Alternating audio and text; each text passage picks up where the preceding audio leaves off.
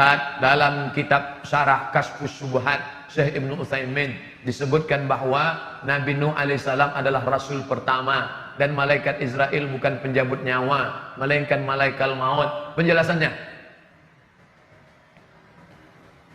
Nabi Adam bukan nabi. Kata Syekh Ibnu Utsaimin, Ahlus Sunnah wal Jamaah sepakat jumhur ulama, semua nabi yang 25 itu nabi dan rasul. Karena di dalam Al-Quran itu disebutkan nabi-nabi dan rasul.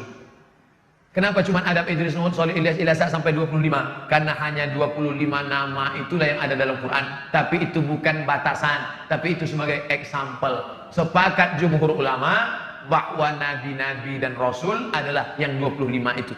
Jadi kalau ada yang mengatakan Adam bukan nabi, maka dia sudah keluar dari jumhur. Dan memang mereka biasanya menyalahi jumhur, keluar daripada jumhur. Jumhur ulama, Adam, Idris, Nuh, Shalih, Ilyas, Ilasa, Zakaria, Musa, Yahya, Isa, Daud, Sulaiman, Ayub, Musa sampai Muhammad SAW sepakat nabi dan rasul. Mereka boleh jadi menerima untuk dirinya disampaikan kepada umatnya, atau dia melanjutkan nabi yang sebelumnya.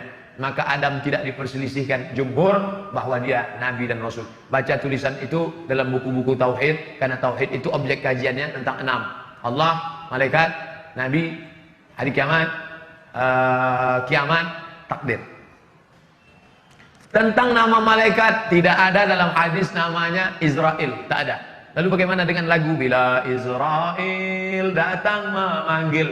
Nama Israel itu bukan dari hadis Nabi. Nah, yang jadi masalah, bolehkah kita mengambil yang bukan dari hadis, mengambil dari kitab perjanjian lama?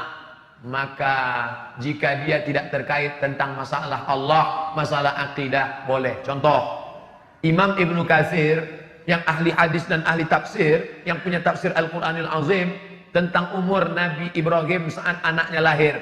Umur Nabi Ibrahim 86 tahun ketika Ismail lahir. Itu bukan dari hadis. Dari mana dia ambil? Dari kitab perjanjian lama, dari riwayat-riwayat. Ini riwayat Israiliyat namanya. Israiliyat tidak boleh diambil kalau terkait dengan akidah. Tapi kalau terkait dengan kisah, terkait dengan historis, tak jadi masalah. Karena masalah Israiliyat terbagi 3. Yang pertama, yang terkait masalah akidah, Nabi menyobek, disobek Nabi Taurat yang dibawa oleh Umar. Umar bawa Taurat, kata Umar dan Nabi, Umar sini, itu apa? Taurat ya Rasulullah. Nabi sobek. Kenapa Nabi marah? Karena terpengaruh masalah tauhid, Nabi tak suka. Tapi ada yang sifatnya masalah sejarah. Kalau masalah sejarah, maka boleh diambil selama tidak merusak akidah. Termasuklah masalah Israel ini. Maka dari dulu ulama banyak menulis. Lihatlah di kitab-kitab tafsir, ulama-ulama fiqh terpercaya pun menyebut dengan Israel. Nah, jadi bagi yang tidak mau, persimpangannya adalah kami tidak mau pakai riwayat Israiliyat. Harga mati.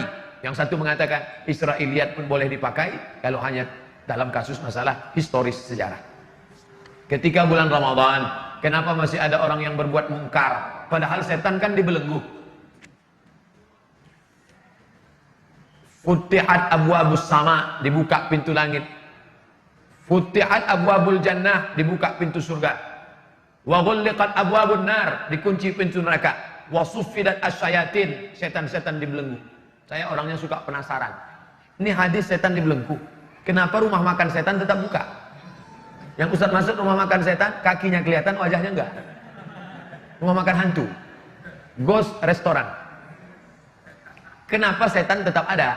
Maka setelah saya baca, kata Imam Nawawi dalam kitab Al-Minhaj, Syarah Sahih Muslim Ibn Al-Hajjaj, kata dia, di situ maknanya, setan bukan terikat, tapi melihat iman kita seolah-olah setan terikat. Contoh, saya mau ceramah. Pas saya datang ke masjid, rupanya saya terlambat, sudah ada ustadz pengganti. Lalu saya duduk di situ. Selesai tausiah, apa kata ustadz pengganti? Waktu ustadz duduk tadi, mulutku rasanya terkunci. Apakah mulut dia terkunci atau enggak? Enggak terkunci. Lalu kenapa dia katakan terkunci? Karena ustadz ada duduk di situ, aku grogi, seolah-olah, sekonyong-konyong, seakan-akan mulutku terkunci. Begitu juga dengan ini. Apa kata iblis? Kata setan, karena kekuatan imanmu mas bro, maka aku merasa terkunci, terikat. Dia sudah bolak-balik ngajak, ayo makan, ayo makan, ayo makan, ayo makan. Tidak. Saat puasa sunat nih, puasa sunat. Bro, ayo minum yuk. Katakan tidak. Say no to drink. Makan yuk. Enggak. Aku yang bayar. Oke. Di saat engkau kuat, maka seolah-olah setan terbelenggu dan terkunci. Begitu kata Imam Nawawi, penjelasan tentang setan terbelenggu. Jadi nanti kalau ada yang nanya, katanya setan terbelenggu Pak Ustaz, kok orang masih tetap banyak sweet-sweet, orang tetap banyak buat dosa. Engkau akan membelenggu setan dengan kekuatan imanmu. Hukum baca doa iftitah dalam sholat sunat rawatib apa? Sunat. Allahu Akbar kabira, Allahumma ba'id baini wa baina khatayaya, wajjahtu wajhi alladzi fatara samawati. Buka buku saya 77 tanya jawab salat, download gratis di internet. Iftitah 1, iftitah 2, iftitah 3, iftitah 4, iftitah 5. Iftitah hukumnya sunat, baik pada salat fardu maupun salat sunat.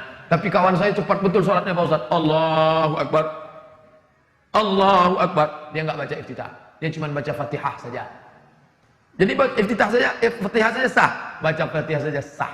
Cuman ibarat makan ya nasi sama kecap doang. Tentu kita maunya full, ada sayurnya, ada dessertnya, ada cuci mulutnya, ada cuci kakinya, ada semuanya lengkap.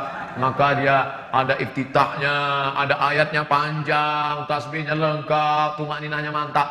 Nah, itu. Jadi jangan cuma, jadi nanti kalau kelihatan ada cepat, itu cepat betul, nasi sama kecap tuh.